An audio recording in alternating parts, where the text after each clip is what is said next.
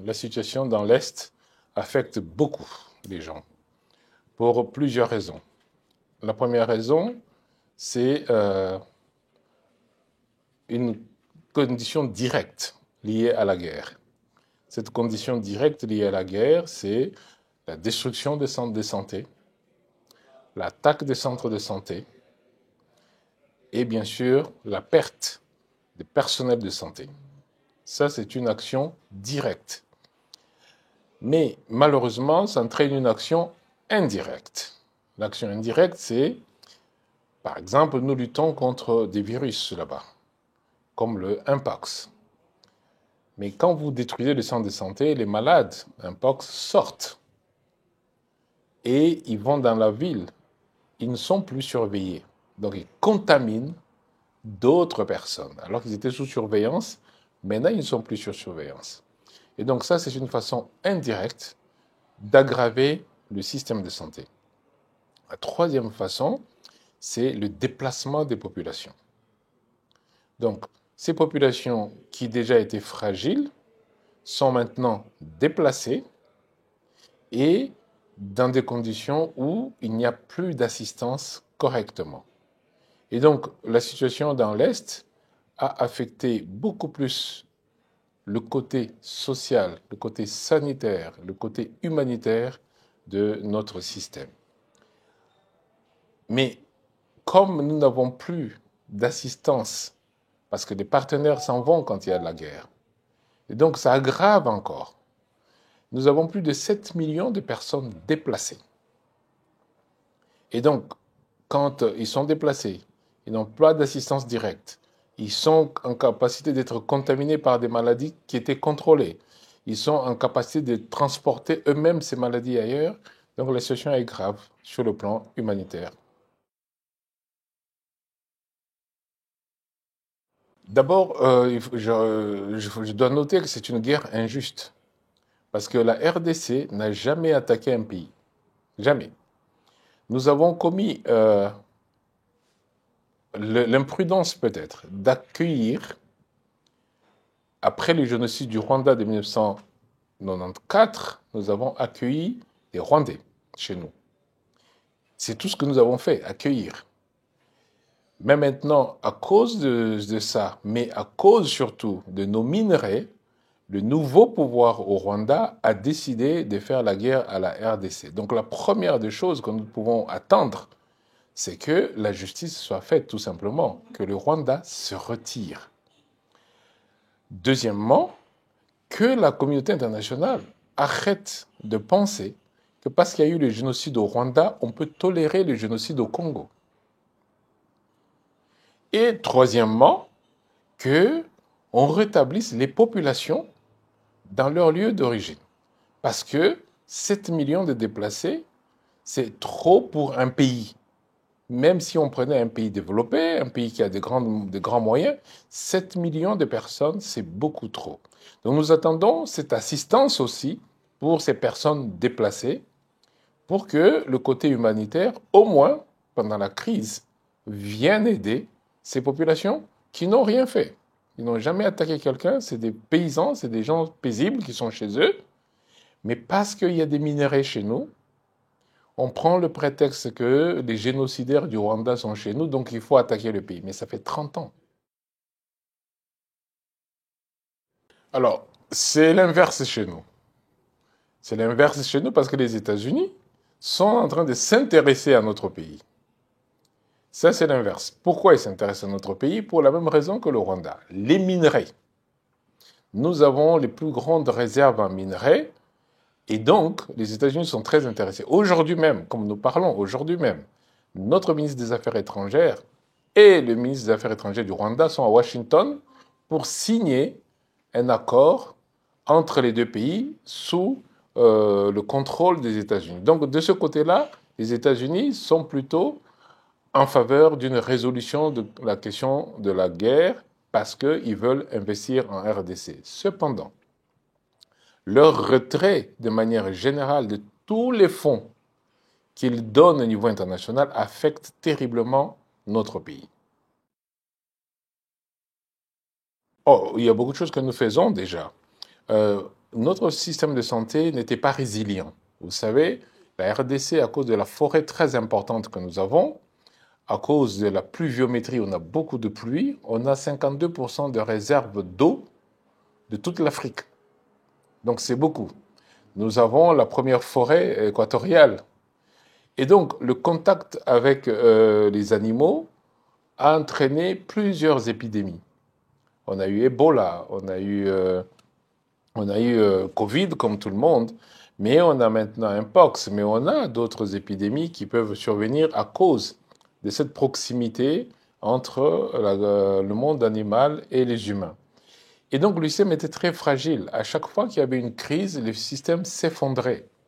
Donc ce que nous sommes en train de faire maintenant, c'est d'abord de bâtir un système résilient. Par exemple, nous avons créé l'équivalent du CDC à Atlanta, donc l'Institut national de santé publique, pour qu'à chaque fois qu'il y a une crise, on ne cherche plus à créer une structure, on a déjà une structure qui est prête, avec un centre d'opération d'urgence de santé publique qui peut intervenir et contenir la crise rapidement. Donc nous sommes en train de bâtir un système plus résilient, avec une capacité de surveiller le territoire de manière beaucoup plus rapide et plus précoce. Parce que la prévention, pour moi, c'est la meilleure des choses.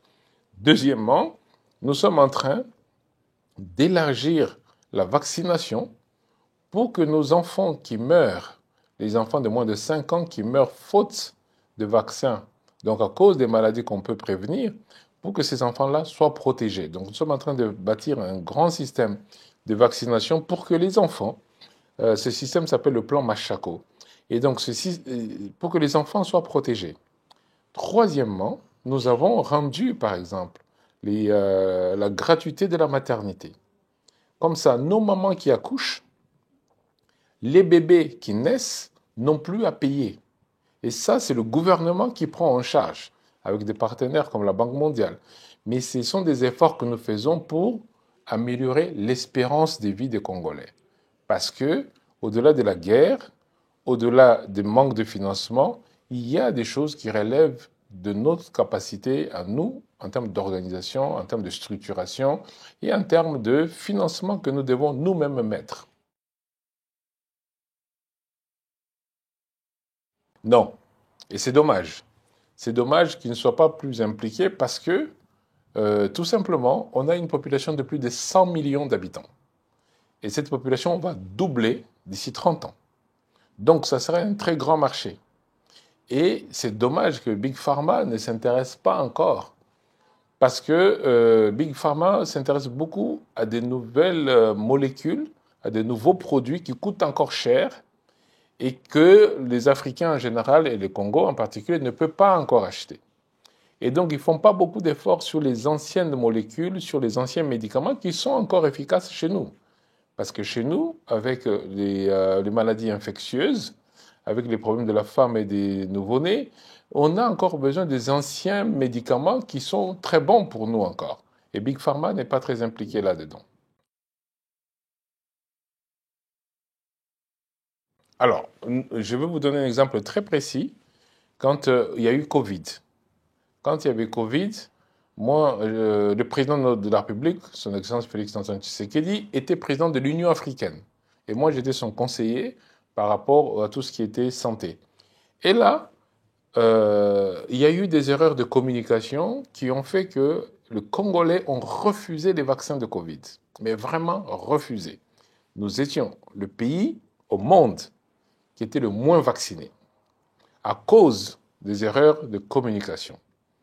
Mais comme je l'ai dit à tout le monde, j'ai dit, c'est pas que le Congolais refuse les vaccins. C'était le vaccin de Covid. Parce qu'il y a eu des erreurs de communication. Parce que nos mamans vaccinent les enfants tous les jours. Avec tous les autres vaccins.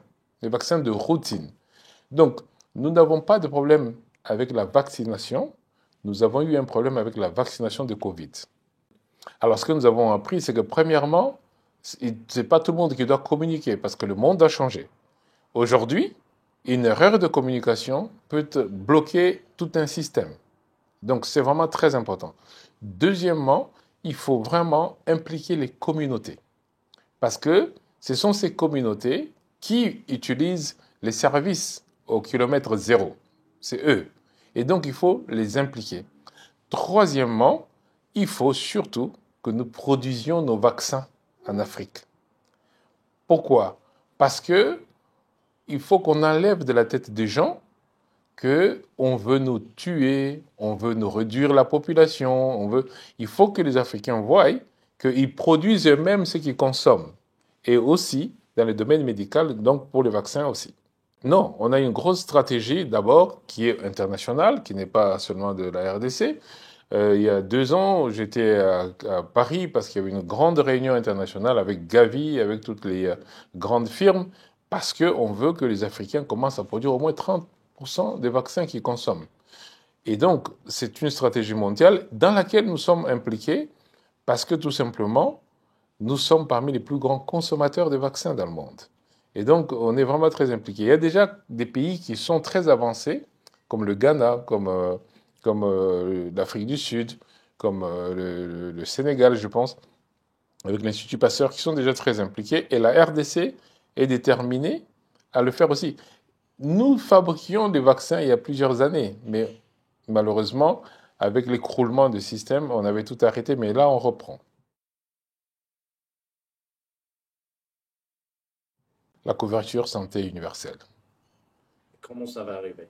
Universal Health Coverage. Comment ça va arriver? Ça va arriver par l'organisation. Je vous donne un exemple très simple.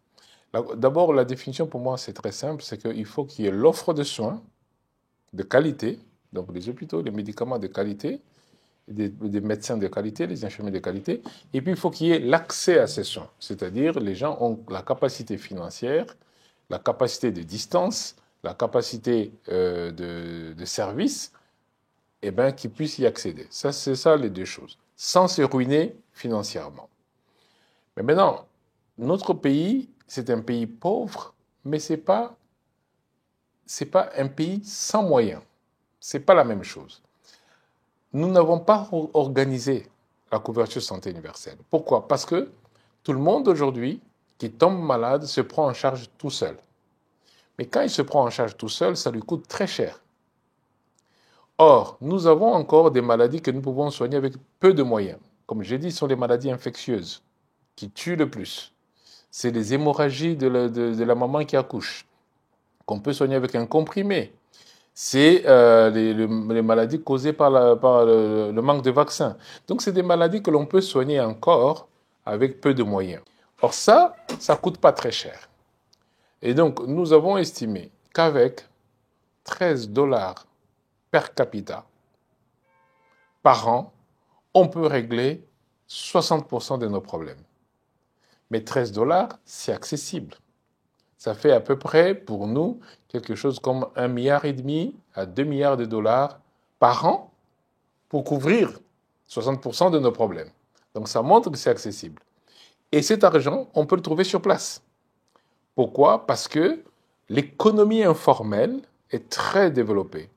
Sauf que cette économie n'est pas contrôlée. Elle est informelle. Et c'est ça qui fait que nous n'avons pas pu nous organiser correctement. Donc notre stratégie, c'est d'organiser, de formaliser une grande partie de l'économie informelle pour pouvoir entraîner la contribution de chacun au système de santé. Et ça permettrait d'aider tout le monde à accéder aux soins de santé en sachant que nous sommes encore dans une épidémiologie basée sur les maladies que nous pouvons soigner, comme les infections.